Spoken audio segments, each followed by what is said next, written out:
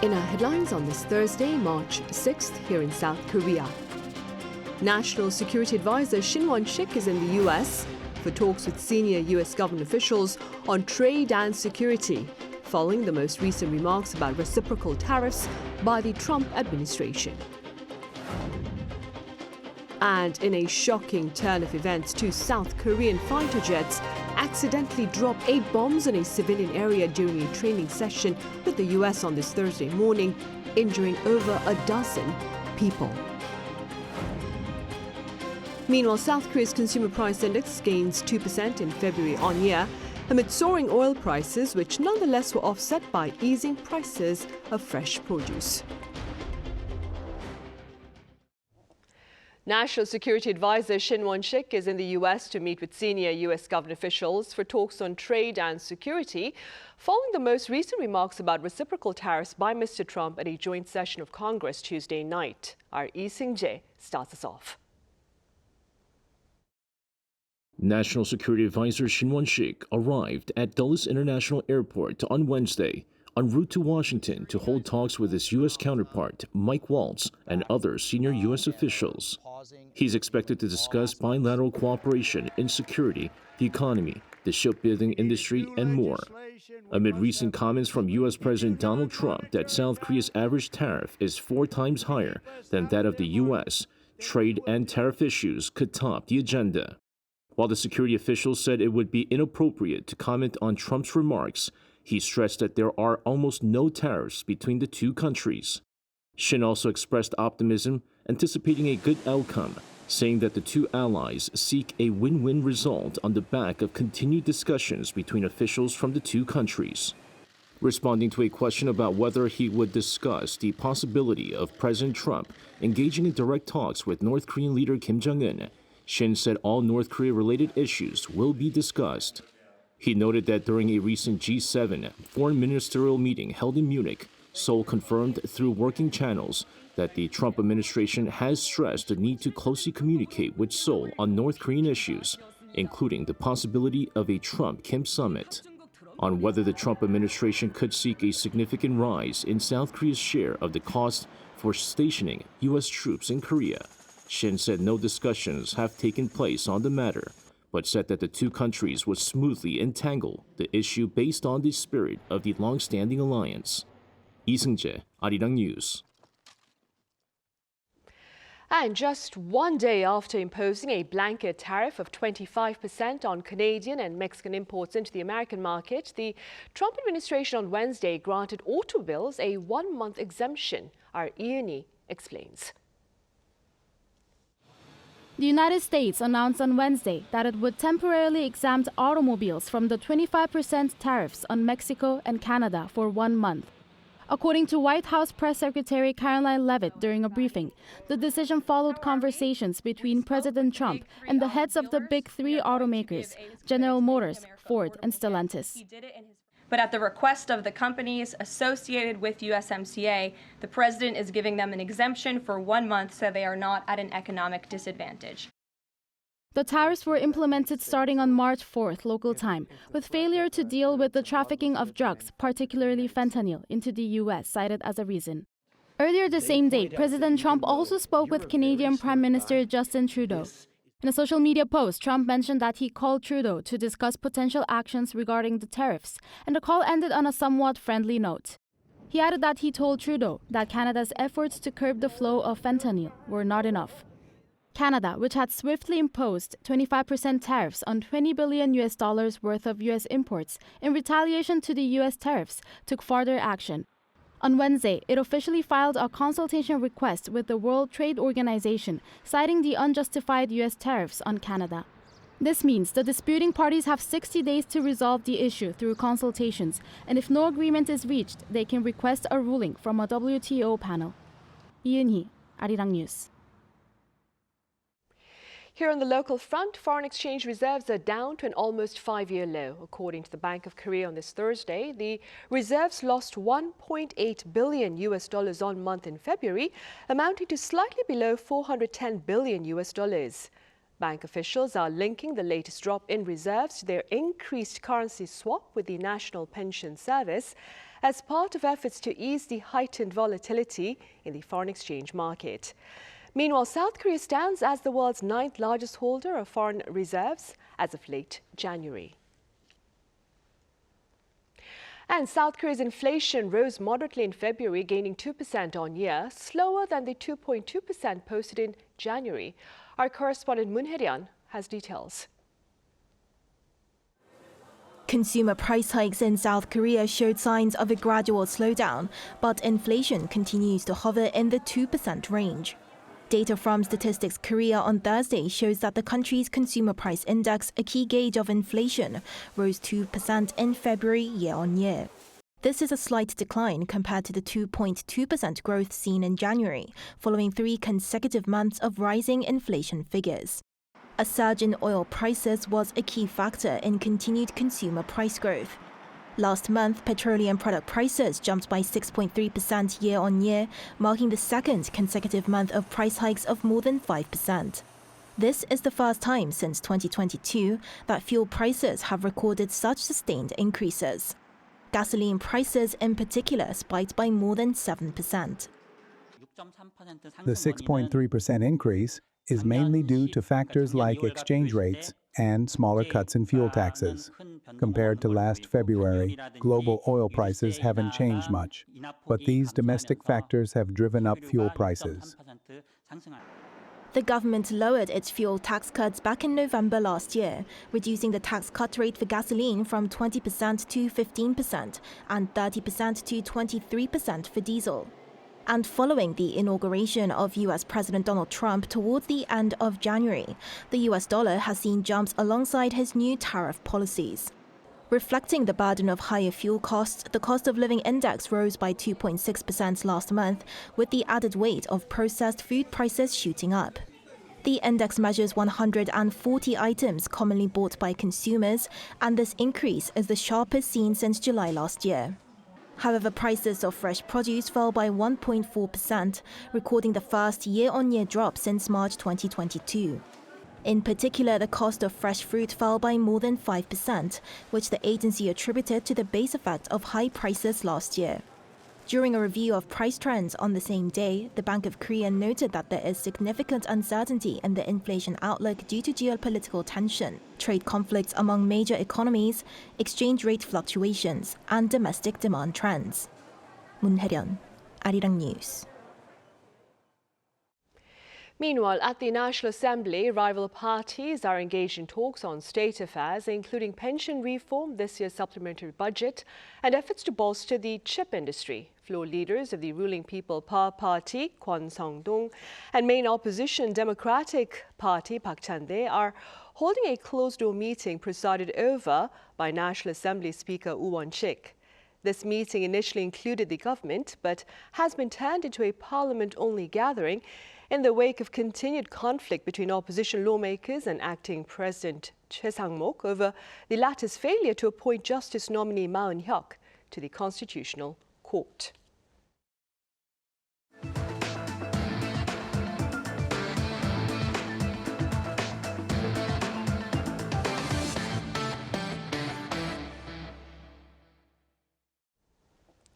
A frightening accident took place earlier on this Thursday in the city of Pocheon. 2 South Korean fighter jets dropped a series of bombs on a civilian area during a training session, injuring over a dozen people. Our defense correspondent Kim Bo-kyung has the latest. Several civilians were injured after bombs fell on a residential area in the northern city of Pocheon, Gyeonggi province on Thursday morning. According to related authorities, bombs had fallen on Pocheon's Dogongri at around 10:04 a.m., destroying several buildings. Bombs came from the Joint Air and Ground Force live fire training exercises between South Korea and the U.S. that were being held in connection with the annual springtime exercise, the 2025 Freedom Shield, slated to kick off on March 10th. The exercise involved the Korean Air Force, Army, and U.S. Forces Korea, taking place at the Seungjin Fire Training Field in Pocheon, with the Air Force deploying a total of 13 combat aircraft, including the F-35A, F-15K, KF-16, and FA-50.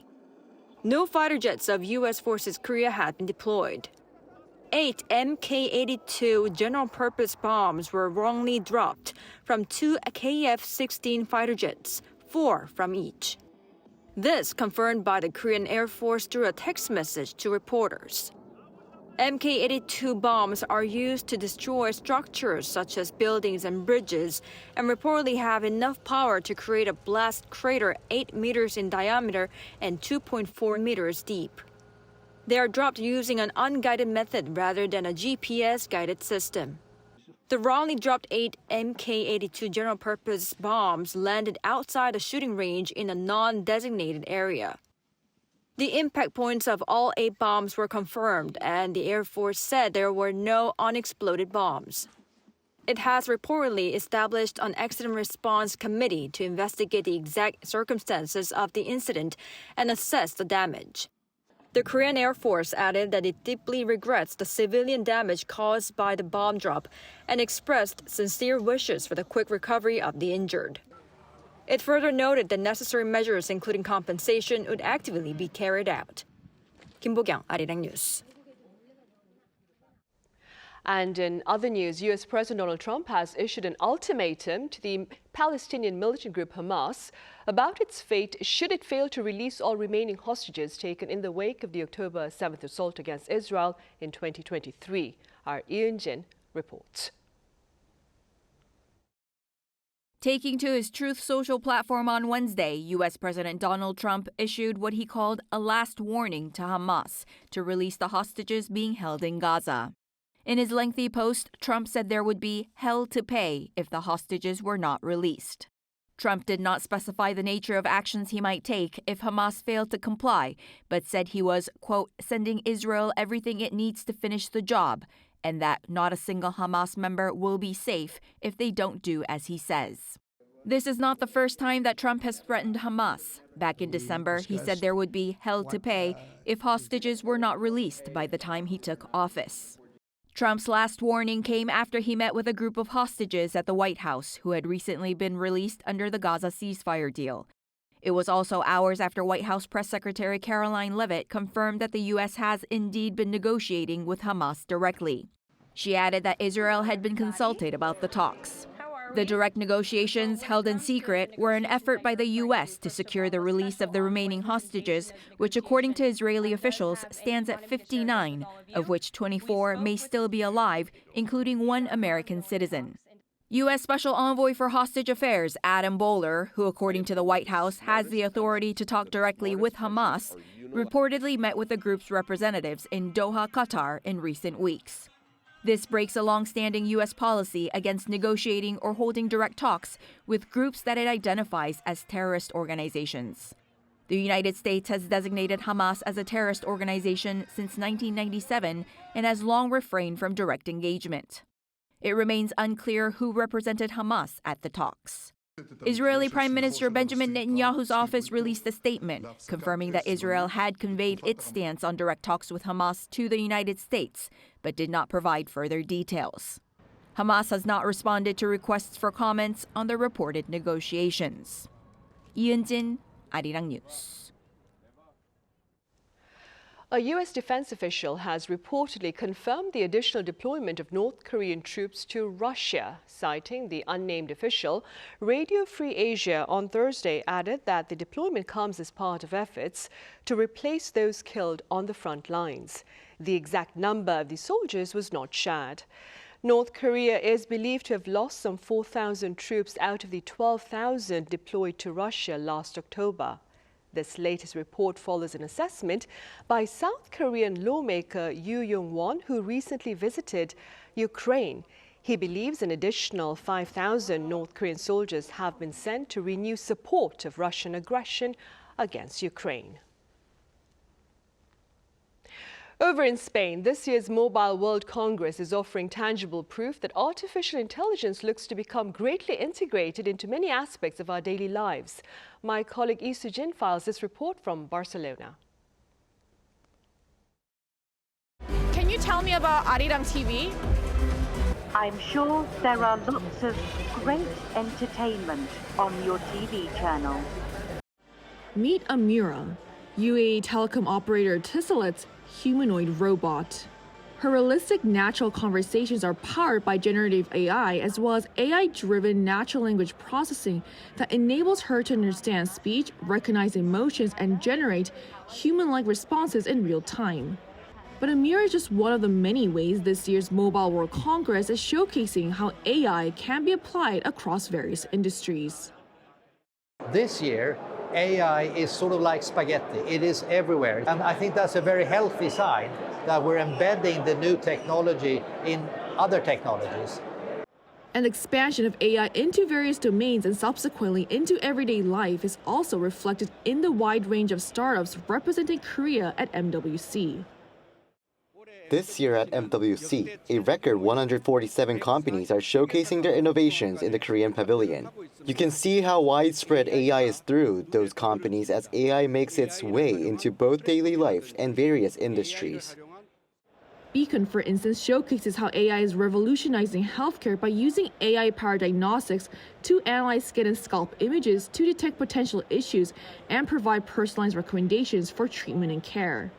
Most recently, it has expanded into beauty with a personal color analysis feature where AI determines users' ideal color palette simply by analyzing a photo of their face. I gave it a try myself and was categorized as winter, which includes cool tone shades. And over in the pet industry, PetNow uses AI and deep learning to scan and recognize unique biometric markers of animals, such as a dog's nose print, to help pet owners register and track their pets more easily.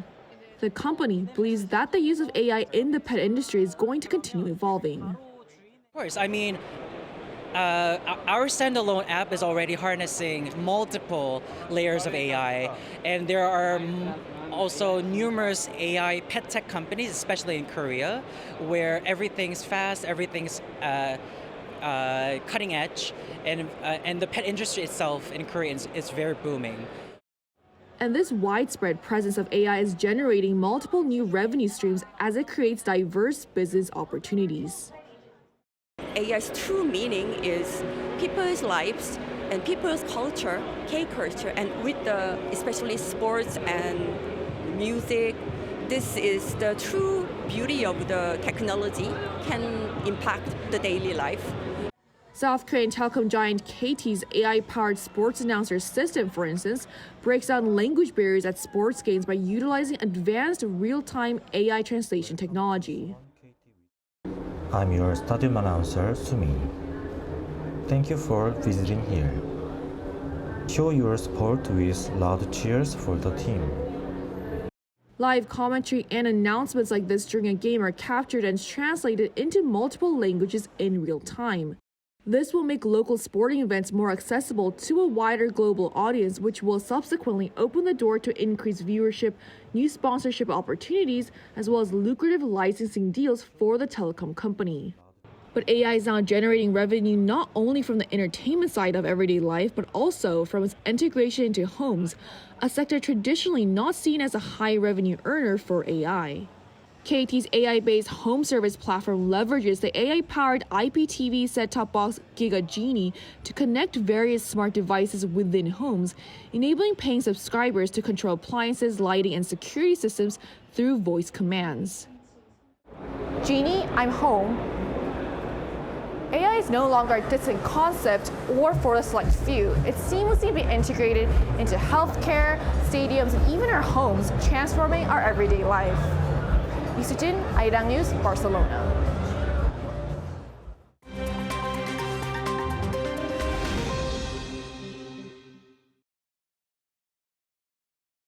This is The World Now, bringing you the latest stories around the globe.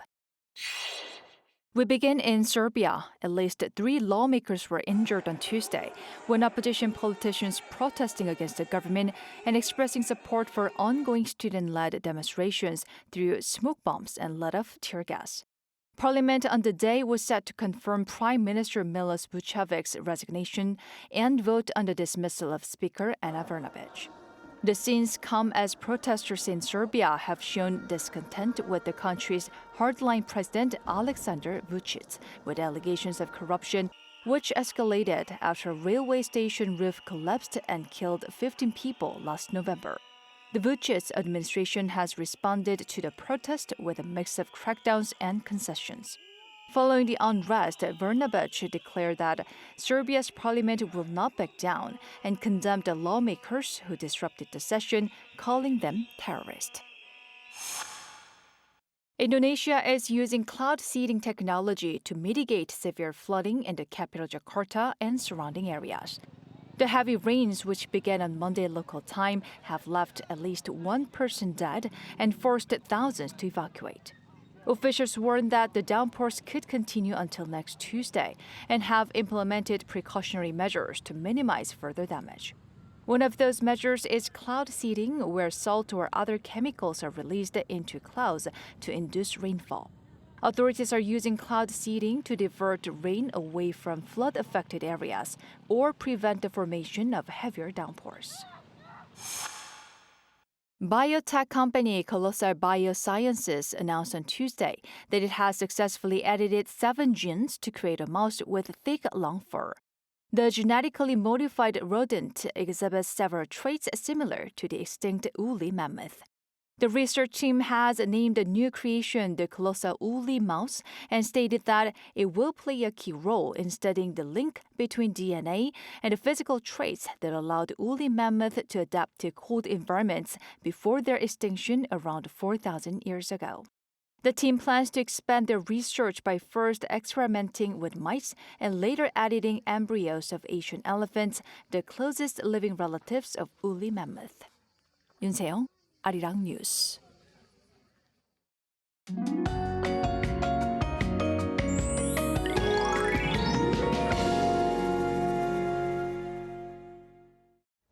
In most parts of the country, temperatures were below 0 degrees this morning, around 1 to 5 degrees lower than yesterday. The daytime temperature in Seoul jumped to 10 degrees Celsius, returning back to early spring conditions. As there are large daily temperature gaps of around 10 degrees, please take care not to catch a cold. In addition, an uninvited visitor has covered the atmosphere of the western regions.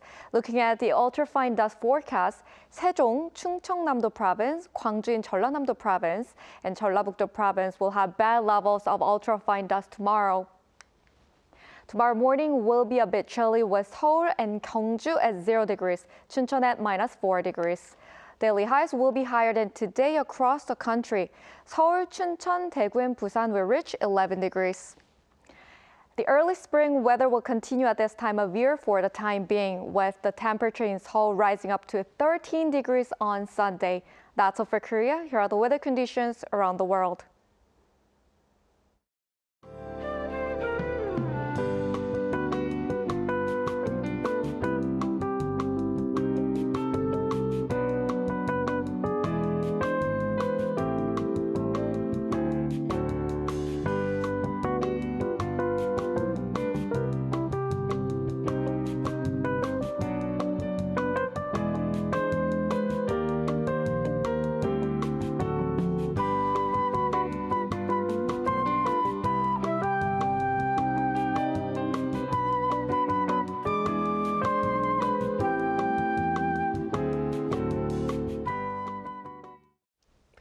Those are the headlines at this hour here in South Korea. Coming up next is our daily panel session. Thank you for now.